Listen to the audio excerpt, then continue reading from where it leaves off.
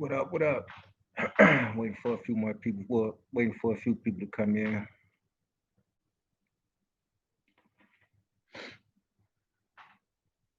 Hope a couple people tap in with me. Hope everybody enjoying their Sunday morning. Waiting on a few games to come on.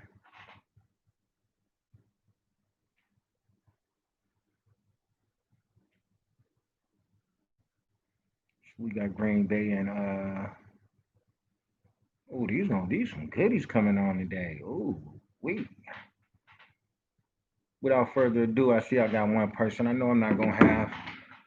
I know I'm not gonna have a bunch of people coming in.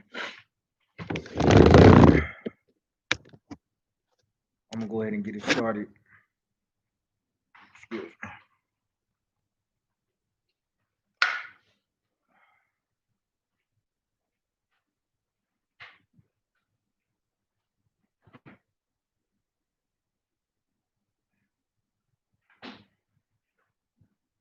Some waters in there.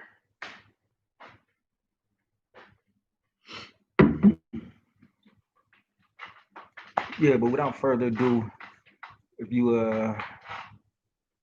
read the topic, I'm going to talk about when the time I almost got killed by a crackhead. Crazy, crazy story. It's kind of funny to me now. It's funny now when I look back on it, but it wasn't as funny in the moment. In the times, one thing I must say, just because a person is a smoker or a person may be hooked on drugs, that don't mean that they don't want self. They don't mean it just because they're not in the same social class or status as you that they don't deserve respect and that you should be able to just take something from them. At that point in time in my life, I didn't respect crackheads, just like a lot of young people. Um, they just don't have no respect for crackheads because how they look, how they treat themselves, how they smell, and how they carry themselves. But you have some crackheads that feel like that they still are somebody, and you're just not going to take anything from them. You're not just going to treat them any type of way. And some crackheads got family that love them, and you're not just going to do anything to them. Got on my little t-shirt. I took my hoodie off. I'm looking kind of scruffy, but you got some people that feel like you're just not going to do and say anything to them, no matter if they're a crackhead or not. And at this time of my life, I didn't respect those kind of people. And this motherfucker let me know he wasn't having it. We get into the story. It was the summertime in Cleveland. I was dead pop. I was broke. I didn't have a dollar to my name, and I'm scheming, trying to come up to have some money. You know, everybody out kicking it. They doing whatever they want to do, buying whatever they want to buy, and I'm broke than a motherfucker. Instead of me getting a job or looking for a job and doing something productive, I chose to be in the streets and stand on a corner doing nothing with my fucking life. I had to be about 19, 20 years old. Um, just broke in the hood that day. So I'll never forget it was me and my homeboy Pep. We chilling at this gas station that used to they used to jump. A lot of transactions used to come in and out of this gas station. A lot of money used to come out of this gas station. And old buddy pulled up on me. So he say, he said, "You got some?" I'm like, "Yeah, I don't have nothing." He said, "Let me get 2 ounces of weed and a 8 ball of dope." I didn't have nothing to sell this man, so I took him around a corner where I knew it'd be a lot of niggas hanging out at. I knew it. I took him to this restaurant where a lot of niggas used to hang out at, called Rita's Kitchen, and this certain block used to jump. Harlem King, peace, peace. What up, bruh? Uh, what's good with you, my nigga? But yeah, thank you for tuning in, man. I appreciate it. You can, man, like, share, help me get my subscribers up, man. Please, man. I just want to be able to go live. I don't ask for much. I don't ask for nothing at all for real. But I just ask that my people help me reach that 1,000. That's my first goal is to reach 1,000 subscribers. But to get back into the story, I took homeboy around the corner where I knew it'd be a lot of niggas at, a lot of niggas selling drugs, hanging out at this restaurant called Rita's Kitchen. So I said, "Give me the money, I'll be right back." He gave me like $450. My dumb ass go in the get. I go in the restaurant, and then I go out the back door, jump a fence. I bounced on him. Obviously, he had to be sitting in front of the restaurant, and people had to been asking like, "What the fuck is this nigga sitting waiting for?" So I'm thinking I didn't got away. So I'm walking up St. Clair now. I'm walking up St. Clair. I spot abandoned bike, so I jump on a bike. I'm like, cool. I'm headed back to the hood. I'm on a bike, and I turned down 71st in St. Clair. This motherfucker is right next to me, like, give me my money, motherfucker. He like, give me my money, motherfucker. I'm gonna kill you. Give me my money. So I'm bouncing on the bike. I'm gone. I'm hitting all type of cuts and shit. Bounced, ended up getting away from me. I'm not thinking that this nigga was really serious about his money, like $450. I don't. It's 2021. I'd be ready to kill a motherfucker about $450 to this day. So back then, that ain't nothing that no one would take like, not even a crackhead. So I ended up getting away. A couple days later, I'm at the same gas station, and I'm with a couple. I think I'm with the same dude, or I'm with a couple more people, and we just got done blowing. The first day we was blowing on hydro.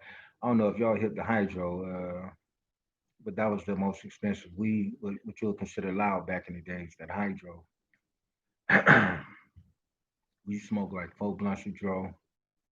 I'm high out my mind. I'm deep, pulling the gas station, and he pulled right in front of us. I never forget. He pulled out a Chrome 45 and put it straight to me like he was in the passenger seat, but he let his window down.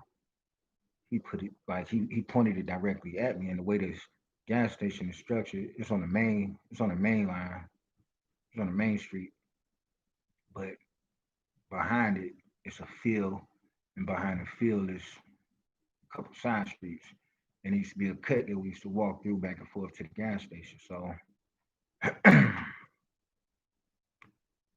I take off. As soon as I see the gun, I'm so high. I looked at the barrel, like I looked right in the barrel of the motherfucker.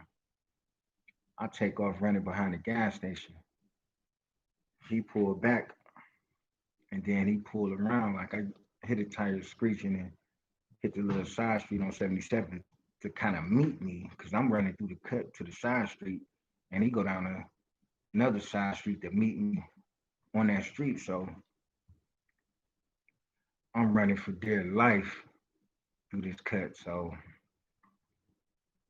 I ended up making it to the side street called Star. Make it to the side street, and hit a motherfucking car, skirt and turn. So I'm running up the street like Ricky on motherfucking Boys in the Hood. I noticed that I spotted motherfucking a family. I knew the family, but I didn't know them like that. And so I see these people getting some pizza delivered and shit. And the door was open, so I barged in the house like, please, man, let me in here, man. This nigga trying to kill me. This nigga trying to kill me. So they all like, you got to get the fuck out of here.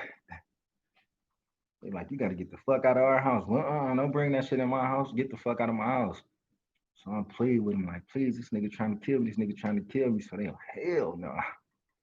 So the piece of nigga, he was a good dude. He was like, man, where you going, man? I'll drop you off. So man, I was so motherfucking happy that the piece delivery dude said he'd drop me off. So I get in the car. I let the seat all the way back. I don't even want this nigga to see me in the car. So I'm telling you where I live at. And I ended up giving him some weed or some shit for dropping me off. A Couple days go past. I'm back at the same fucking gas station. This how dumb and young-minded niggas used to be back in the days. I didn't even buy a pistol. I didn't. I'm just young and dumb, thinking I'm doing something, and people don't play about their money. Not even a fucking crackhead. And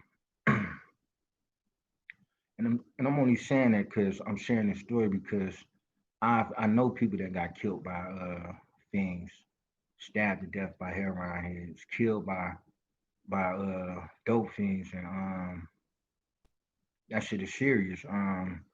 You can't take advantage of nobody. I advise you not to take advantage. Don't treat everybody like you'll want somebody to treat you or treat your mother or treat your father. And at the age that I am today, I understand that clearly.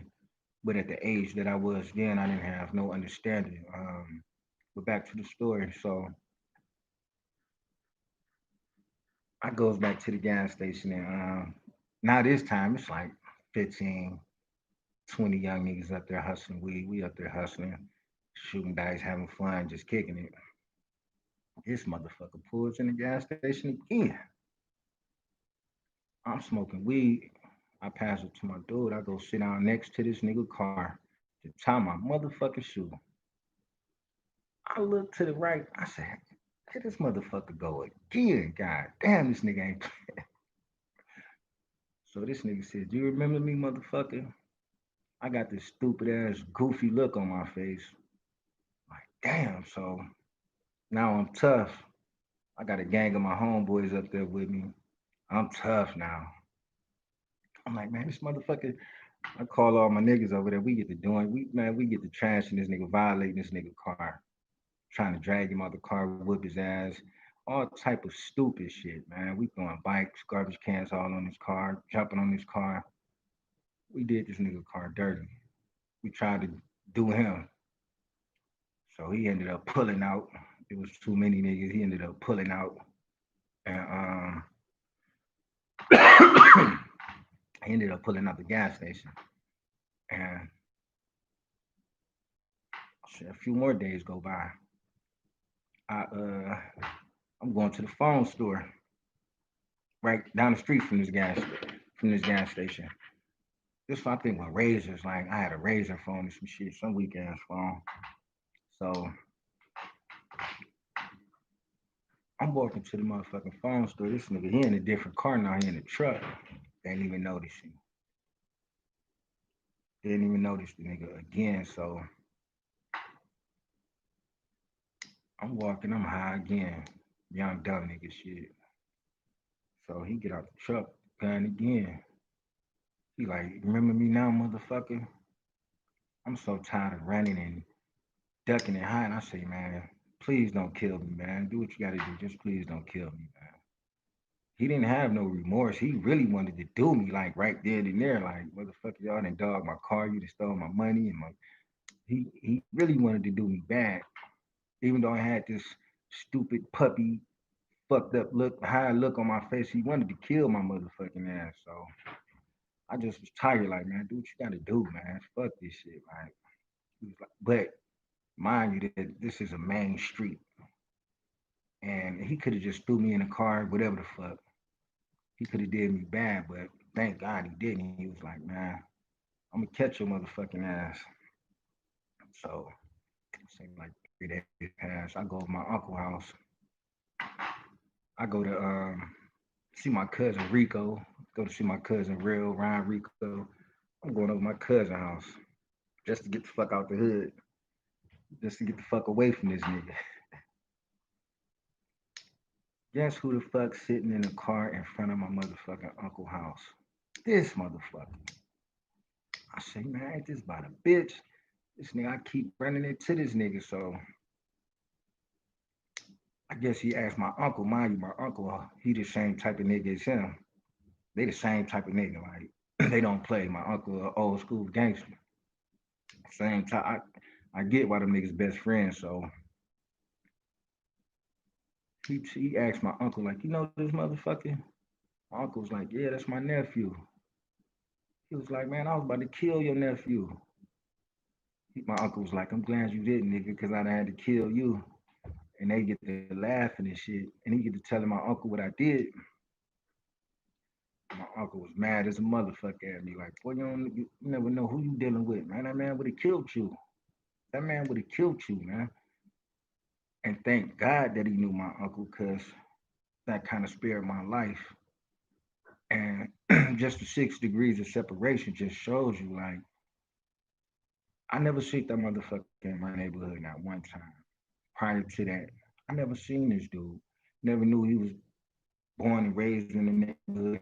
Never knew that he was somebody before he got into his addiction. Never knew that he was somebody. You know what I'm saying? So